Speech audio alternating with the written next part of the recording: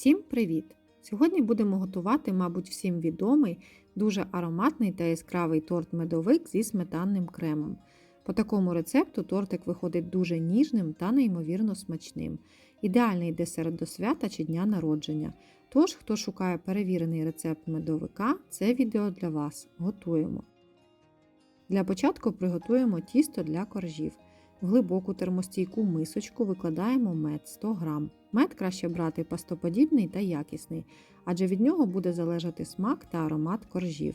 Всипаємо 150 г цукру та порізане на кубики вершкове масло 100 г. Тепер ставимо цю мисочку на парову баню.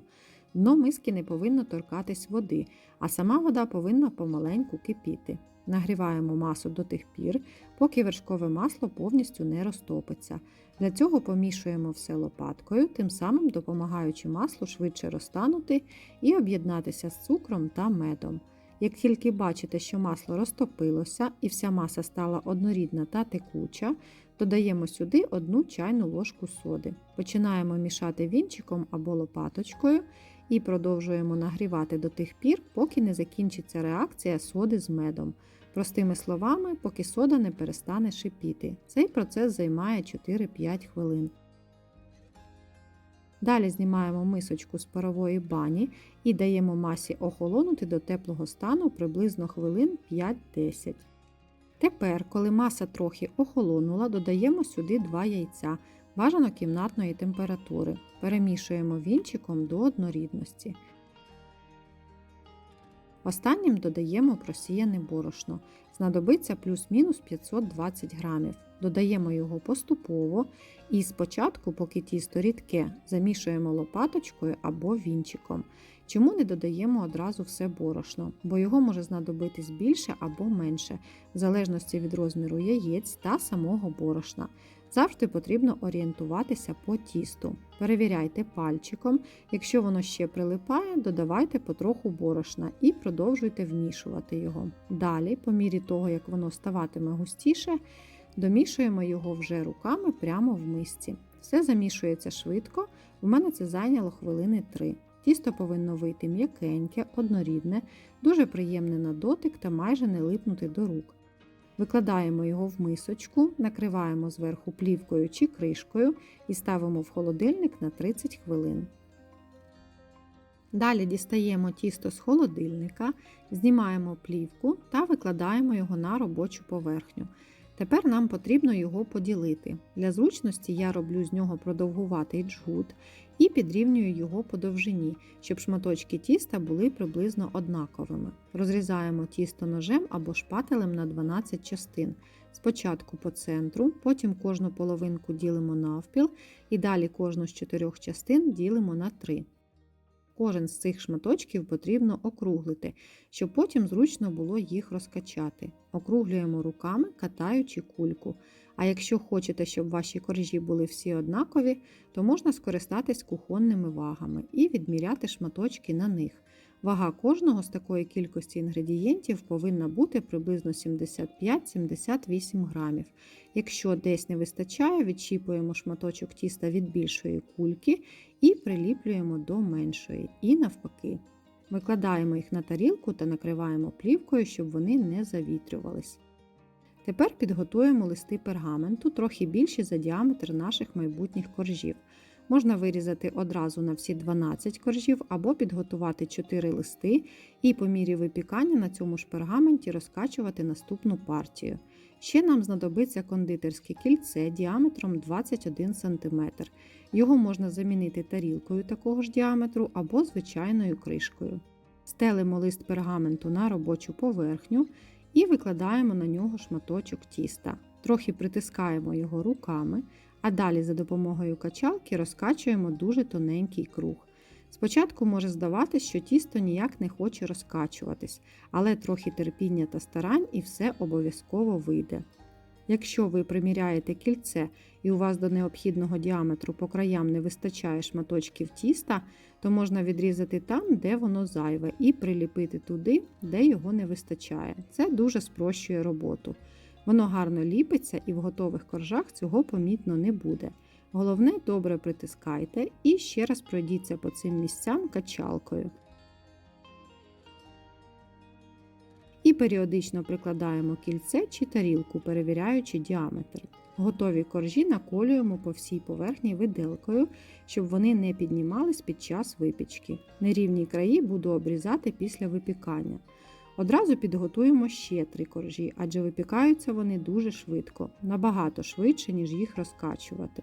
І потім будемо випікати їх по черзі, а на пергаменті, що звільнився, можна буде розкачувати наступну партію. Якщо тісто тріскається під час розкачування, це легко виправити. Просто притисніть це місце пальцем, воно дуже податливе і одразу склеїться.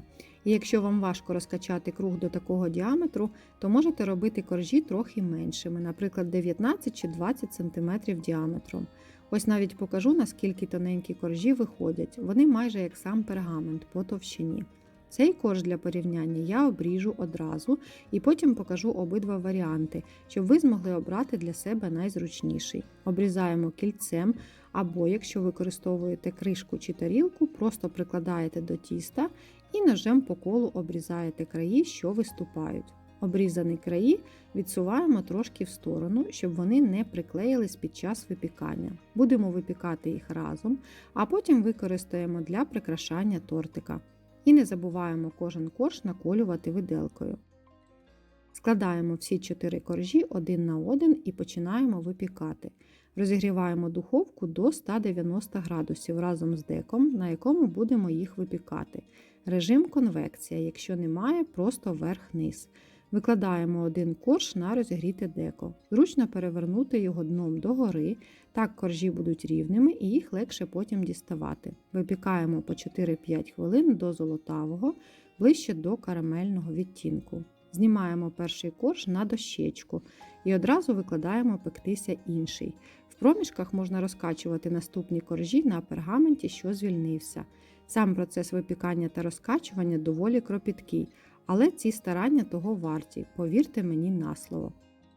Ті коржі, які не обрізані, обов'язково обрізаємо одразу з духовки, поки вони ще гарячі і м'які, інакше вони потім затвердіють і будуть ламатись та кришитись. Це невеличкий мінус такого способу обрізання.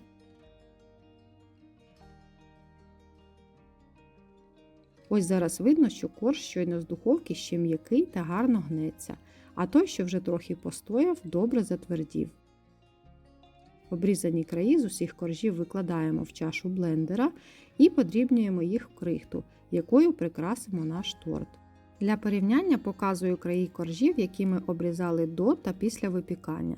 Ці коржі я обрізала після випікання. Як бачите, краї виходять рівними, але трохи розкришуються і вони ніби відкриті. І в такого способу є мінус. Коржі необхідно обрізати ще гарячими. Ті коржі, що ми обрізали до випікання, виходять з більш рівними закритими краями. Від себе скажу, що цей спосіб мені подобається більше, адже випікати потрібно швидко, плюс ще встигати розкачувати наступну партію, і можна просто-напросто забути обрізати корж, який потім вже 100% буде кришитись при обрізанні, а ви обирайте будь-який. Коржі викладаємо на рівну поверхню, в мене кругла дощечка, щоб вони залишились рівними після охолодження. Всі 12 коржів спечені, даємо їм повністю охолонути перед збіркою торта. Для крему знадобиться густа сметана, яку попередньо потрібно відважити від рідини на марлі, складеній в декілька шарів. На це йде близько 6 годин. Щоб вийшов 1 кг густої сметани, знадобиться приблизно 1 кг 600 г сметани, 20% жирності. Ще візьмемо цукрову пудру 150 г або більше, якщо любите солодше. Необхідно просто змішати пудру зі сметаною і наш крем буде готовий. Не раджу заміняти пудру на цукор, адже він розріджує сметану. Чому необхідно відважувати сметану? Так вона не вбереться в коржі і її буде видно між шарами. Можна, звісно, перемастити рідкою сметаною, але тоді не дивуйтесь, куди подівся ваш крем. Адже сметана просочить собою коржі, вони будуть вологими, а крему між шарами майже не залишиться. Трохи крему одразу відкладаємо в окрему тарілку, щоб потім вирівняти наш тортик зверху та з боків. Починаємо збирати торт. Викладаємо перший корж на дощечку. Можна трохи змастити дно кремом, щоб коржі не ковзали. Викладаємо крем приблизно по 3 столові ложки на кожен корж і рівномірно його розподіляємо. Зверху наступний корж, далі крем і так до закінчення коржів та крему. Можна збирати одразу в кондитерському кільці, але так не дуже зручно намащувати крем, тому я збираю без нього, а потім просто одягну його на зібраний торт, щоб він вийшов рівним та стабілізувався. Якщо тортик виходить горбиком посередині, притискайте коржі руками в цьому місці. Зайвий крем вийде і поверхня вирівняється. Також хочу нагадати, що ваші вподобайки, підписки та коментарі допомагають просувати це відео. Буду вам дуже вдячна за підтримку. На останній верхній корж також наносимо крем і підрівнюємо його зверху та трошки з боків. Зайвий крем витираємо паперовими рушниками або серветкою. Тепер загортаємо наш тортик в ацетатну плівку, або, як варіант, можна відрізати 2 шматочки пергаменту і загорнути ним. Це потрібно для стабілізації, щоб він вийшов рівним. Далі одягаємо зверху кільце і затягуємо його, тим самим вирівнюючи торт. В кого немає кільця, не страшно. Просто міцно загорніть тортик харчовою плівкою. Зверху накриваємо плівкою та прибираємо в холодильник для просочення та стабілізації мінімум на 4 години. Можна навіть на ніч. Далі дістаємо торт з холодильника, знімаємо плівку, кільце та пергамент. Вирівнюємо спочатку верх, а потім боки тортика кремом, який ми залишали. Це робити не обов'язково, але якщо готуєте його на свято, то так він буде рівненьким і красивим. І останні штрихи. Фінально розгладжуємо верх та підрівнюємо зайвий крем з боків. Він вже виходить дуже гарним, навіть без крихти. Зайвий крем витираємо серветкою та прикрашаємо крихтою з коржів. Обсипаємо нею боки та верх тортика. Це класичний варіант прикрашання. Він простий, але в той же час дуже гарно виглядає. Ви ж додатково зверху можете прикрасити його свіжими ягодами і навіть між шарами додати улюблені фрукти. Все на ваш вибір та смак.